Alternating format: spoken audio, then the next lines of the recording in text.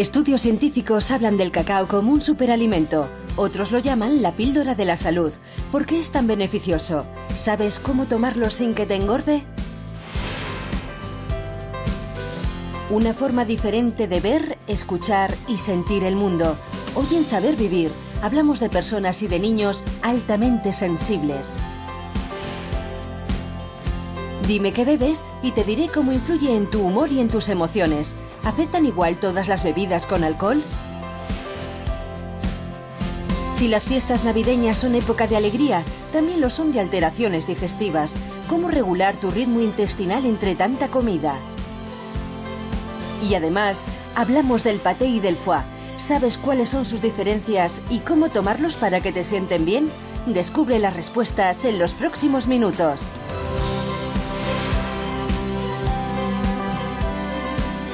¿Qué tal? Muy buenos días. Hoy para empezar le contamos que la estatura media en España es de 1,73.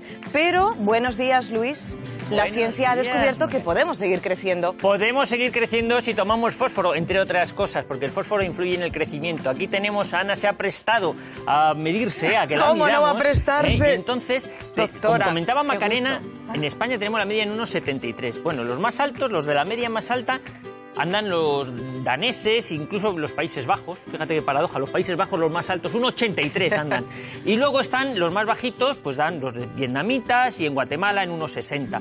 Nosotros, como decía Macarena, 1,73. Y Ana, que siempre se sale de la media, Ana, por favor, déjanos ver qué es lo que marca. Bueno, pone 1,79. Vamos a descontarle 2 centímetros o 3 de los tacones, pero vamos, en su 1,77 siempre saliendo. ¿Es correcto, Ana, 1,77? ¿Cuántas cerillas has comido, Ana? ¿Cuántas cerillas? Hombre, ¿Cuánto fósforo? Como de todo, pero desde luego cerillas no como. Pero es verdad que soy la más grande de mis hermanas, soy la más alta de mis hermanas, pero tenía padres grandes, ¿eh? Mi padre medía 1,72 y mi madre tiene 86 años y medía 1,70. Bueno, o sea, queda claro que es más el componente genético, pero sí, bueno, pero la alimentación también ayuda. influye y como bien dice Luis, es importante el fósforo, pues vamos a decir dónde tenemos esos alimentos para que nuestros hijos sean muy altos, ¿no? Pues estarían, por ejemplo, en los lácteos, sobre todo en los quesos, y si son curados tienen más cantidad de fósforo, en la yema de huevo, en las sardinas o en el chocolate, el cacao, del que luego hablaremos largo y tendido. El chocolate. Bueno, yo no sé ustedes, para mí ya es un poco tarde, pero por si acaso voy a incluir un poquito más de fósforo en la dieta. Los adolescentes adictos a los móviles e Internet sufren desequilibrios químicos en el cerebro. A nivel mundial, la adicción al móvil está en aumento entre adolescentes. Según un estudio recientemente publicado, este hábito digital abusivo provoca un desequilibrio químico cerebral reversible. Los jóvenes dependientes de las nuevas tecnologías presentaron índices superiores en depresión, ansiedad, insomnio e impulsividad que aquellos que realizaban un uso sano y controlado. Y con el frío el chocolate caliente se convierte en algo más que una tentación, es casi una necesidad. Hay que ver lo que reconforta y lo que alegra una taza de chocolate caliente. Sobre todo estos días fríos que te haces una taza de chocolate caliente y una transferencia de calor, o sea, desde las manos frías así a la taza caliente, y luego le echas unos churritos, ¡ay, te coges qué los rico! churritos calientes, y entonces decimos, ¿cuántas calorías tiene esto, verdad? Y empezamos a pensar que son las calorías, no, es el churro, son las cosas que comemos, lo que acompaña el chocolate con churro. Desde luego el cacao hoy está muy rico y el chocolate nos encanta, pero se puede decir que es un superalimento y además era un alimento muy apreciado. De hecho, los españoles descubrimos el cacao en el siglo XVI, pero el uso de ese cacao se remonta a más de 2.500 años. De hecho, yo tengo aquí monedas de chocolate y no vamos muy mal desencaminados porque los mayas utilizaban las semillas de cacao como, bueno, pues como nosotros utilizamos el dinero hoy en día para pagar. Nos podemos dar cuenta de la importancia que tenían para ellos esas semillas de cacao que lo utilizaban para pagar a otras personas. O sea que es importante. A las puertas de la Navidad, el consumo de cacao se dispara. Parece que nadie se resiste a los encantos del chocolate y es que esta tentación tiene muchas texturas y formas. Según un estudio, el 75% de los españoles lo toma durante las fiestas navideñas, una cifra muy superior al 25% que lo prefiere en verano. A lo largo de los últimos 5 años, el consumo de chocolate y derivados ha crecido de manera considerable. Durante 2015, cada español tomó casi 4 kilos. En cuanto a los sabores, las preferidas son las tabletas de chocolate con leche, seguidas de los cacaos y los preparados para el desayuno. En Navidad, el turrón de chocolate es uno de los favoritos de la mayoría. ¿Quiénes son los que consumen más chocolate? Los que viven solos, los niños de entre 6 y 15 años y las personas entre los 50 y los 64. Los que lo toman en menor cantidad son los hogares en los que habitan más de 5 personas.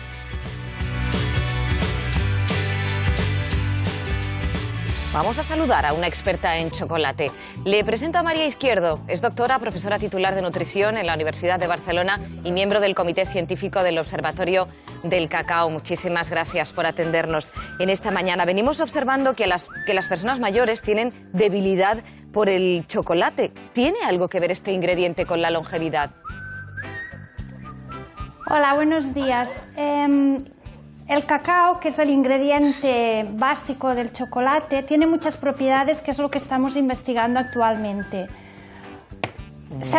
Ahora los estudios más recientes están enseñando, nos están demostrando que parece que el cacao podría ayudar a conservar la memoria, o sea que parece que puede tener alguna propiedad sobre lo que nosotros llamamos el conocimiento, la razón cognitiva.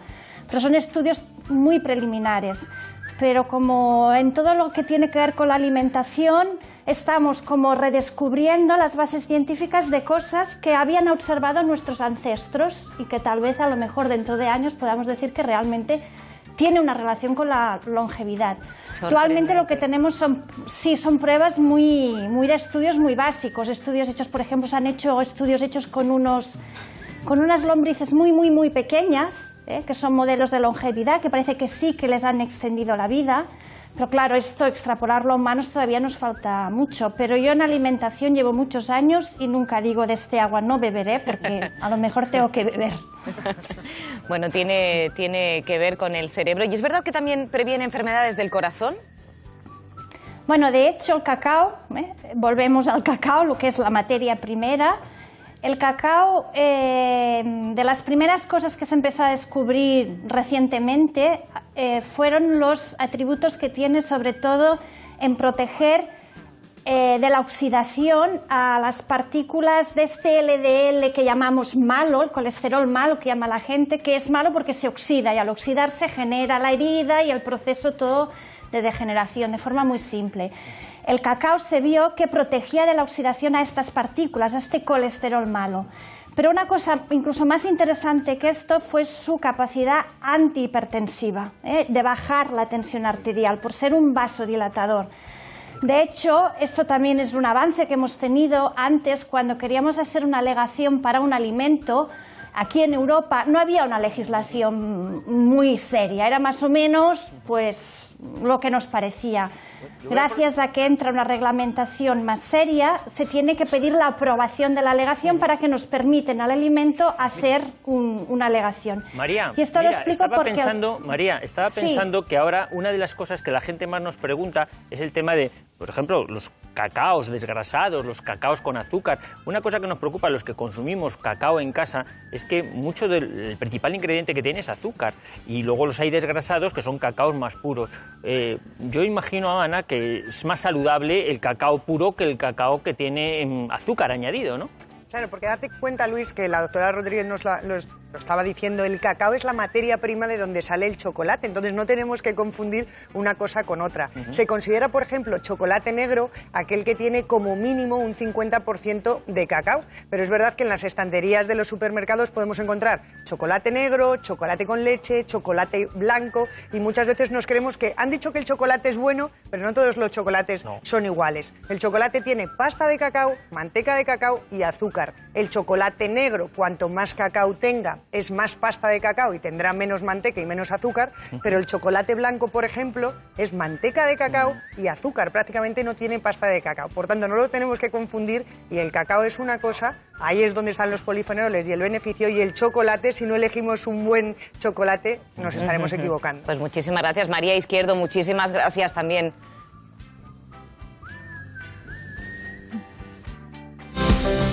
A pesar de tener elementos comunes, las diferencias entre el paté y el foie son sustanciales. ¿Se atreverían a nombrarlas? Hoy en Saber Vivir, paté, foie, micuit en nuestras mesas.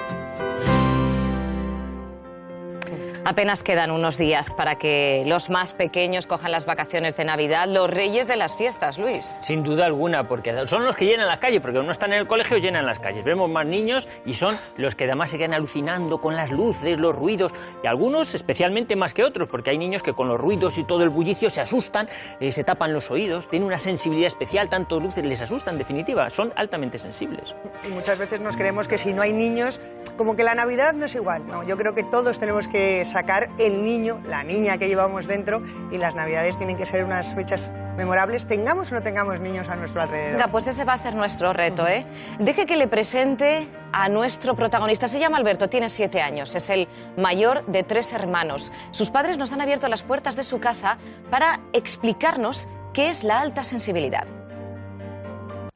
Le invitaban a los cumpleaños, no quería ir. Ya nos contaba la profesora que en el recreo se quedaba junto a ella, en vez de relacionarse con el resto de niños. Puede parecer que el niño es introvertido o tímido, pero en realidad está analizando el entorno. Descubrimos también el test de los niños altamente sensibles. Directamente vi a mi hijo Alberto reflejado en todo eso. No se diagnostica como enfermedad ni trastorno, sino como un rasgo. Perciben sensorialmente más que otros niños, procesan la información del pasado, del presente, y evalúan los peligros, tienen una emocionalidad intensa, un desarrollo de la empatía grande.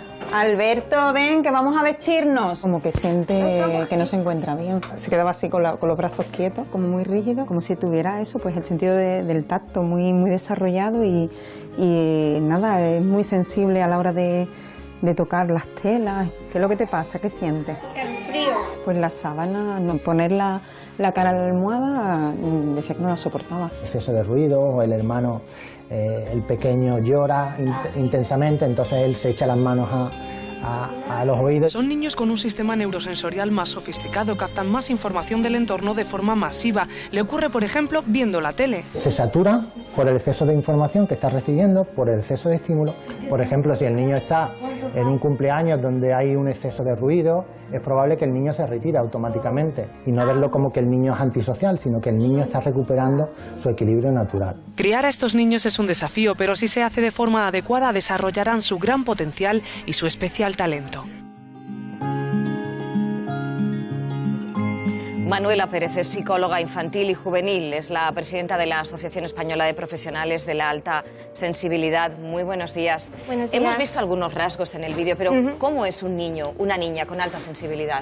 Pues normalmente se identifican por rasgos que nos pueden parecer patologías o dificultades, porque pueden aparecer como tímidos, como con cuando son pequeños, pues con berrinches, con problemas de sueño. Cuando son más adolescentes, pues presentan un miedo a hablar en público, en los institutos.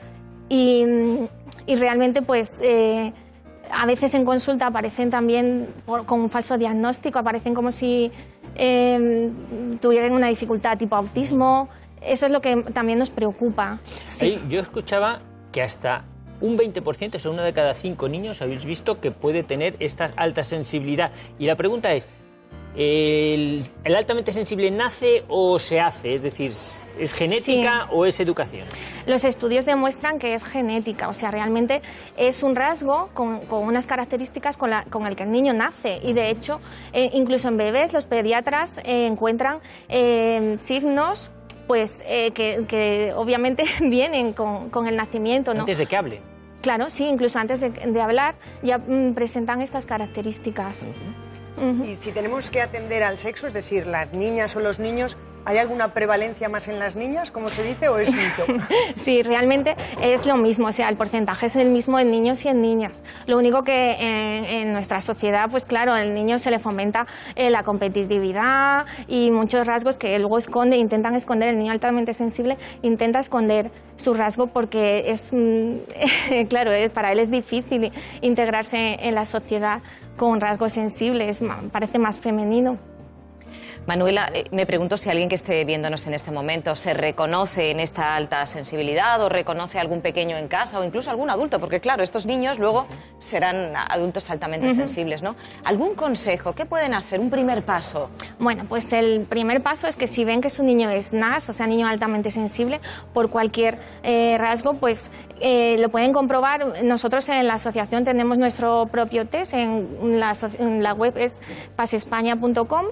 Y pueden, con ese test que es orientativo, pueden comprobar si su hijo es NAS, altamente sensible, o no lo es. Y después, el paso siguiente, pues acudir a un psicólogo especialista en NAS, desde luego. Pues muchísimas gracias, Manuela, por acercarnos la alta sensibilidad de los niños y las niñas. Gracias a vosotros. La dislexia es un trastorno cognitivo de origen neurológico que dificulta la lectura, la ortografía, la escritura y en ocasiones el habla. Un estudio recientemente publicado por investigadores vascos ha demostrado la relación entre la capacidad auditiva de los niños y su habilidad para aprender a leer, un hallazgo que puede abrir una nueva vía para detectar precozmente el riesgo de dislexia. Pues es habitual celebrar la Navidad con una copa en la mano, pero ojo, si tiene alcohol hay que tener especial cuidado. Sí, porque cualquier bebida alcohólica tenemos que tener en cuenta que tiene alcohol y el alcohol es un tóxico. Hay bebidas con más, con menos graduación y yo especialmente quiero hacer hincapié en los jóvenes. Yo tengo dos chicos adolescentes y la verdad es que eso de, bueno, ya tiene edad para beber alcohol o por un poco no pasa nada. No, o sea, los jóvenes... Son frases que hay que desterrar, ¿no? Son frases con las que hemos crecido y hay que olvidarlas. Sí, también les daban a los niños hace mucho tiempo, personas mayores, pues a mí me daban una copa de carajillo. Eso se hacía antes, pero desde luego hoy en día los jóvenes y el alcohol, cuanto más lejos mejor. No, y de hecho se arrastran muchos mitos. Es para entrar en calor. Pues mentira, porque el alcohol te deshidrata y luego los síntomas de congelación son más inmediatos. O es para ponerme un puntillo gracioso en la fiesta y luego te pasas y luego ya no controlas y te haces demasiado gracioso y te haces agresivo. O sea que hay que tener mucho cuidado, como dice Ana, con el alcohol. Mucho cuidado quiere decir extremarlo, y más en estas fechas que se bebe. Porque todas las bebidas que consumimos que figuran como alcohólicas tienen alcohol en mayor o menor medida. Evidentemente no todas tienen la misma graduación alcohólica, pero sí que las tienen desde muy pequeña cantidad, como vamos a ver a continuación. ¿Por qué el alcohol nos desinhibe? La respuesta está en la graduación. Lo analizamos por partes, de menos a más. Empezamos por las bebidas fermentadas, las que menos cantidad de alcohol tienen. El zumo fermentado de la manzana, o lo que es lo mismo, la sidra, es la más suave, entre los 2 y los 8 grados. Le sigue la cerveza, el jugo de la cebada, aunque como la variedad es inmensa, las graduaciones también lo son. Las hay de 2,5 grados y de 15. El tercer puesto es para el vino. La uva fermentada puede alcanzar entre 6 y 14 grados de alcohol, muy por debajo de la graduación de los licores de frutas, hierbas o el pacharán, entre los 20 y 30 grados. Culminan el ranking las bebidas destiladas como la ginebra, ron, tequila, vodka y whisky, cuyo contenido alcohólico puede llegar a superar los 60 grados. Estos son los datos. Nuestro consejo: beber con moderación. Pues hablando de salud, no siempre depende de lo que comemos, también de lo que dejamos de tomar. Sí, así es, porque llegan las fiestas navideñas y ponemos mucho de esto, ¿verdad, Luis? Hombre, nos encanta porque ¿quién no toma un mazapán? Porque es típico de la Navidad y no solo de la Navidad. Ricos en almendras, en azúcar, igual que los mantecados, igual que la variedad de turrones, como veíamos el otro día. Y claro, tomamos demasiado de esto y nos olvidamos de otros alimentos que son tremendamente saludables y que no podemos olvidar. Por eso yo he ido a la compra y he hecho una compra... No, nos encantó tu compra de ayer, doctora. Y bien barata, además. Sí, bien barata, estábamos fascinados. Acelgas, sí. He comprado escarola. Hola. Qué rica, me encanta la escarola. He comprado piña. Es decir, el resumen de esto será que, aunque estemos en las fiestas navideñas, no dejemos de poner frutas y verduras en nuestro carro, porque si quitamos de esto y ponemos de esto, pues vamos a tener problemas, entre otras cosas, con nuestro tránsito y con la barriga que nos va a crecer. Bueno, apunten fruta, verdura y estos otros consejos.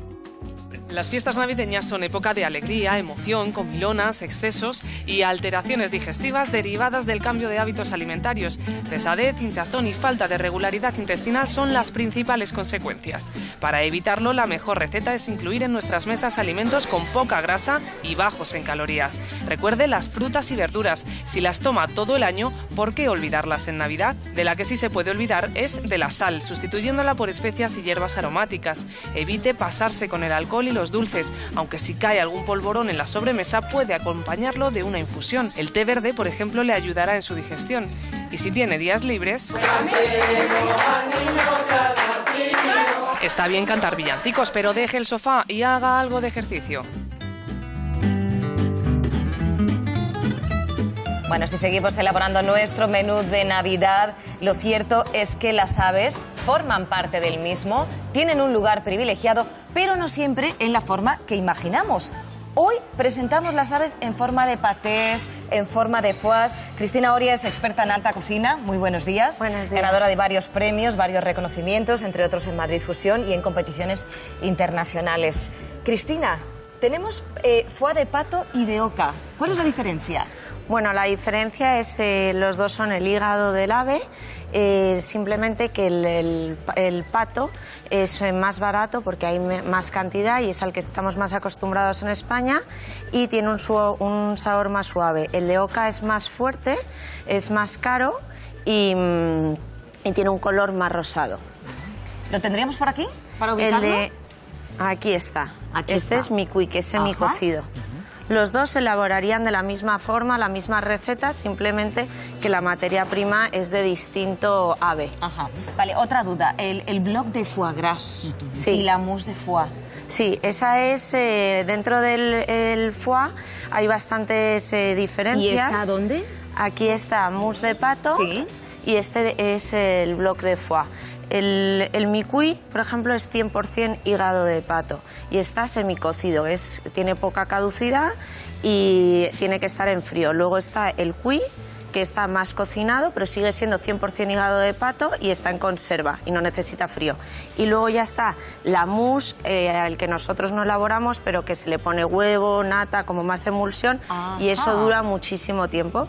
Y luego está el paté, que el paté es como una elaboración cárnica, que solo tiene, el de pato solo te obligan a tener un 20% de pato. ¿Dónde? Claro, por eso la gente, ese es la mousse y este es el paté. Y los patés, por eso es mucho más barato, porque lleva muy poco pato. Y entonces está hecho con altas temperaturas y más procesado, y entonces ahí le meten también cerdo, más grasas. Esa es la gran diferencia. Pero llega el momento de untarlo, ¿verdad? Que luego siempre lo sacamos a última hora de la nevera, que está duro, pasa como con la mantequilla, que si no la sacas, y además el cuchillo con el que sirves debe estar algo caliente, ¿no? Para que se pueda untar con más facilidad, ¿no? Justo. Se pone un poco en agua caliente, o si no, por ejemplo, para el foie también hay una lira, que es también para el queso, se corta muy bien.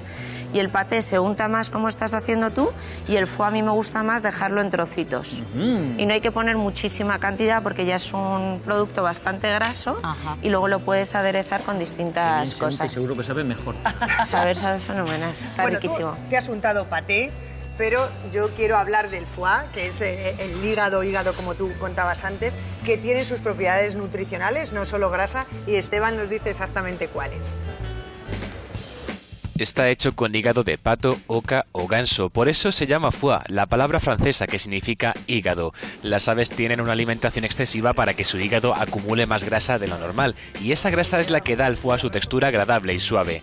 Se trata de un producto con alto contenido en calorías y grasas saturadas, sin embargo es muy rico en hierro y vitamina A. Se puede servir en tajadas o untado en los panes de cereales o pasas como aperitivo, entremés o canapé, y a la hora de servirlo conviene sacarlo de la nevera unos minutos antes, para disfrutar de todo su sabor. 6 sabores. A ver, Cristina, que no me ha quedado muy claro. ¿El paté dónde está y dónde está el foie? El foie, aquí tenemos el micuy y luego está el bloc, que este es el que está hecho de trozos, y luego la mousse, que es la que está mezclada.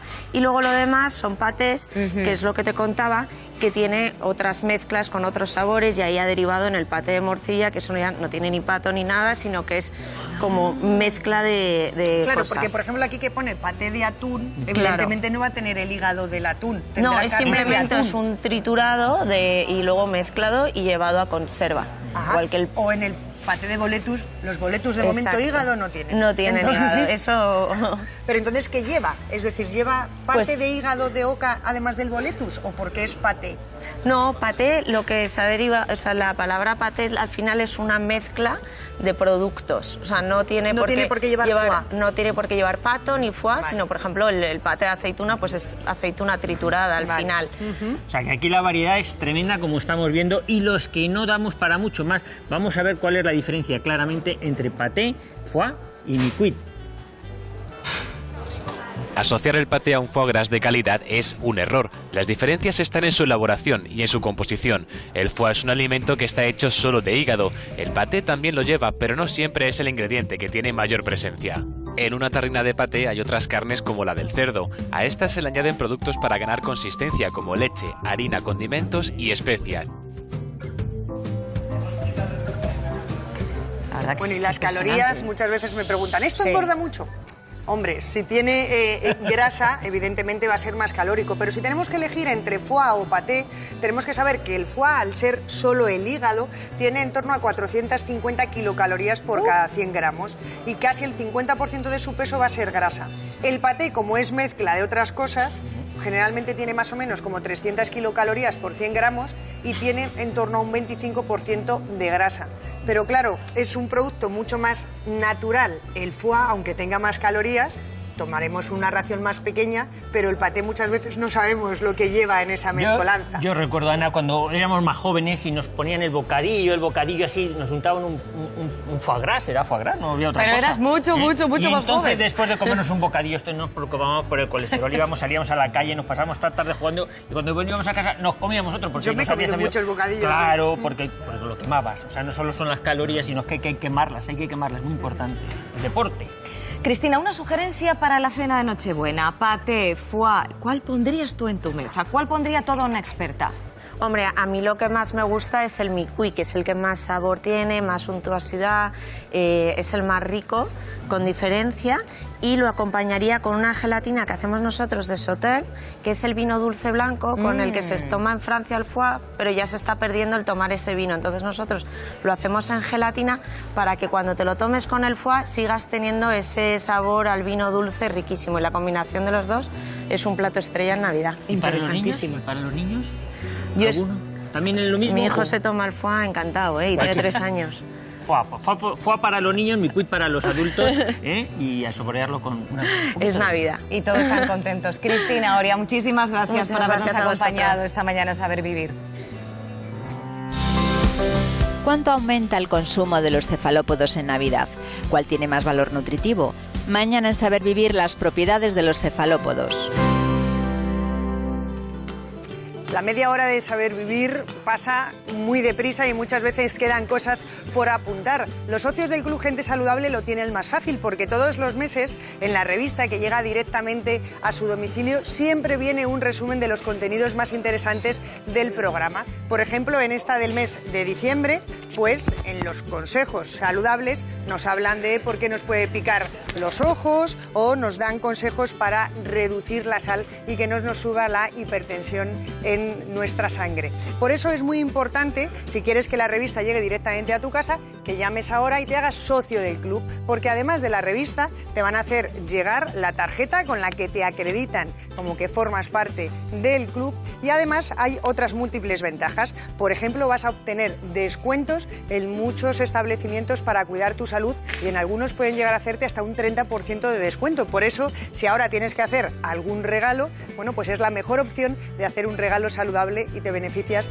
de esos descuentos. Y además, todos los meses vas a entrar automáticamente en los sorteos que el club realiza entre todos sus socios. Durante el mes de diciembre se sortea esta magnífica cesta de Navidad que está llena de fiambres y embutidos de alta calidad, ibéricos, incluido jamón, hay conservas gourmet y los dulces y bebidas típicas de estas fechas. Por tanto, si quieres beneficiarte de todas estas ventajas, solo tienes que marcar el 902 550522 o hacerlo a través de la web en www.sabervivir.es. Un día más en Saber Vivir hemos hablado de lo que compramos y de lo que comemos, pero ojo, tenemos que recordar todo lo que tiramos. Al año 604 millones de kilos solo en España, y eso que hemos mejorado un poco, doctores, respecto a hace 2 años. Parece que hay más concienciación. Menos mal. Menos mal, pero aún así fíjate que comemos demasiado, como dices, y también están por ahí las campañas estas de dona 1 kilo. Pues eso que tú no te vas a comer, déjalo para que lo coman otros, porque en compartir está el verdadero sentido de la Navidad. Ahí lo descubrirás. Bueno, muchísimas gracias por su atención. La mañana de Televisión Española sigue con Amigas y Conocidas, con Inés Ballester. Hasta pronto.